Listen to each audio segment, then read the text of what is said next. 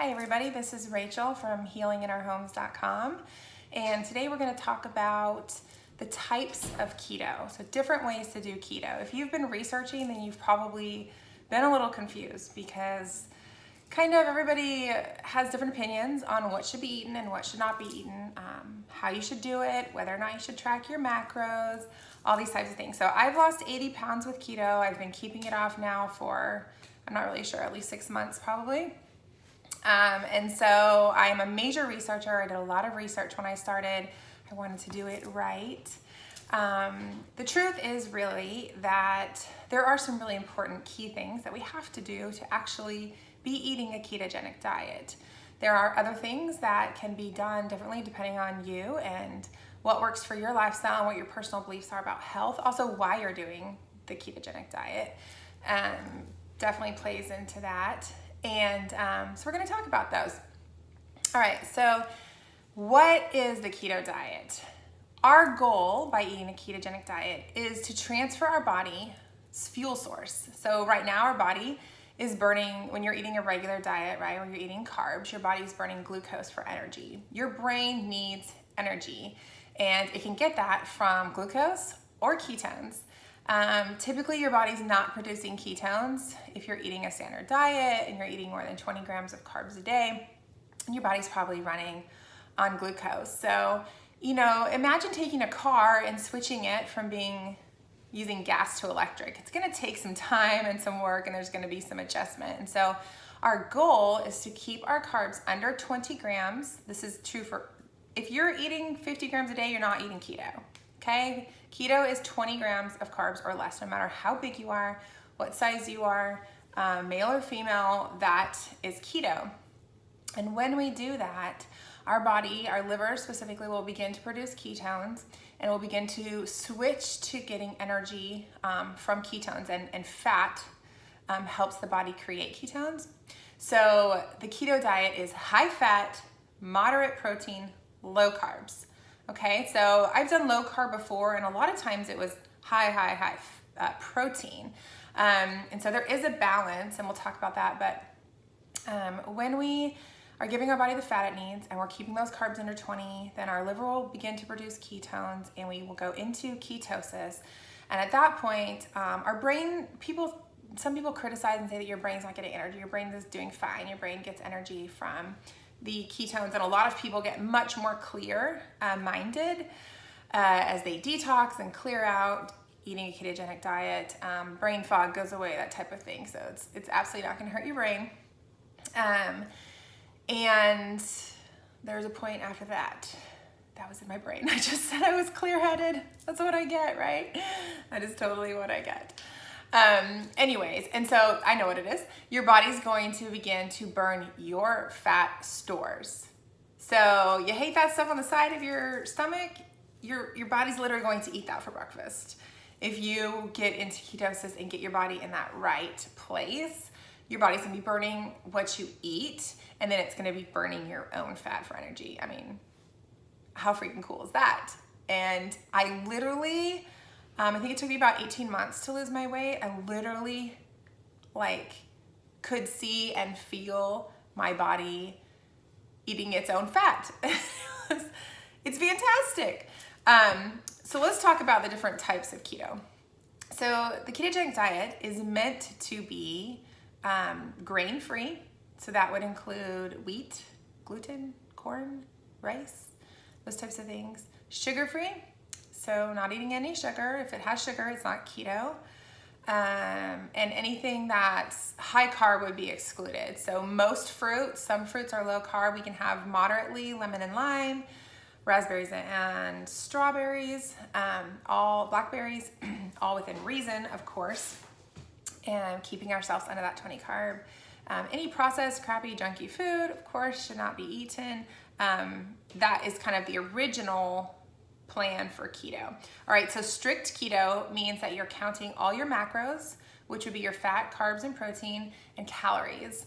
And this is the way I did it. So I use the Keto Diet app because here's the thing. If you're overweight, chances are you don't have any idea how much you're actually eating. And maybe you're eating too little, maybe you're eating too much, but you have some kind of skewed reality with food. That's just the way it is. If you're overweight, probably off. And I remember one time it was like, okay, I had whatever it was, 9 grams of protein left for the day. And so that was be an ounce or 2 ounces or whatever of this turkey meat. And so I measured out what I thought that would be, and it was double, right? So I didn't get to 234 pounds having a really healthy view of food and clear understanding of what I was eating. And so I'm a huge advocate of tracking, at least for a time. I tracked religiously for 10 weeks, every single bite that went into my mouth.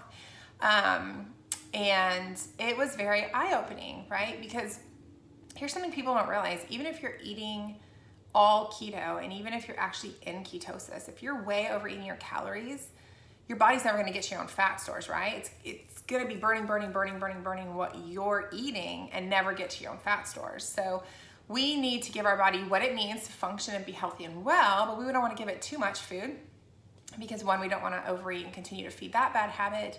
But two, we want to get to those places, right, where it's gonna burn the fat off. And so strict keto doesn't eat sugar, doesn't eat, I promote personally whole foods keto, so we're not eating like Diet Coke and we're not making everything out of cheese. I actually eat a dairy-free keto diet. It's okay if you do dairy on keto. Even though dairy is a highly inflammatory food, I think that a lot of people still get so much healthier just because they're losing weight. So they're eating this food that causes inflammation, but everything else they're doing is so much better for them that it kind of balances it out. So if you want to actually lose weight, I highly recommend it, at least for a time. I know it's such a drag, but you can make a game out of it. The app kind of lights up, like it stays green, and then if you go over your calories or your fat or whatever, it turns red and you're like, wah, wah, I lost today. But it's really neat to kind of put your food in and kind of get a gauge, right? I was never actually getting hungry and, start to even have a glimpse of feeling hunger and then like need to go eat. And with keto, it was like, I actually felt hungry, and food is so much more satisfying.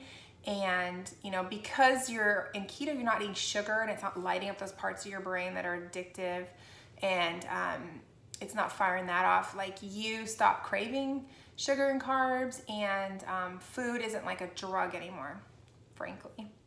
So, all right, so that's strict keto. Lazy keto, no offense to anybody, that's what people call it, not me, and make it up. You still have to stay under 20 grams, right? Because you can't be keto without being under 20 grams, but you don't track. Like, you might kind of mentally keep track of your carbs, but you don't track your food and your calories and everything.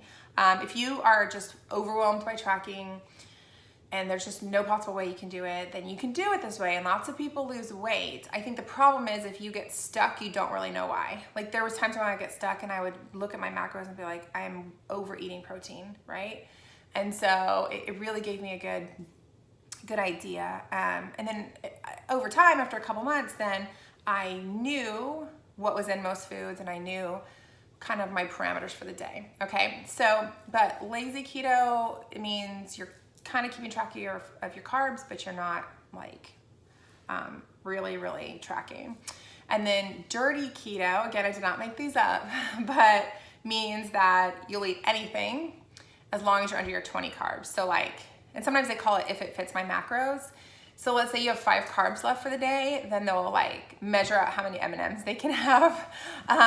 M&Ms are not keto. So technically this would it be involved eating processed and unhealthy foods as long as it fits your macros.